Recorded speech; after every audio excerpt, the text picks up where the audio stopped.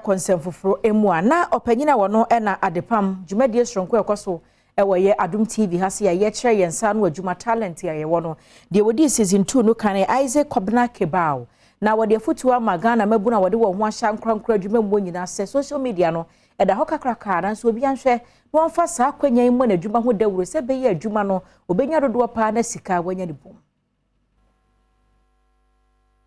Adwadifo bebre ya wonom ewo abibiman mu ene ewiase afanan baabi a na wonom enam social media abe fontentan so edidi wonom dwa wonya mfasodie bebre efiri mu nanso sesei emabunu bebre na wonam abe fontentan social media so ede ihe eniama efa mfasodie bia emre wonom Isaac Kobna Kebao echire mu a bia betumi afa social media so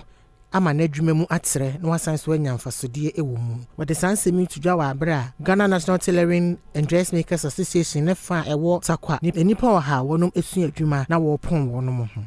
I am a Niger Assembly if you say eya ade ewo mia me mpotem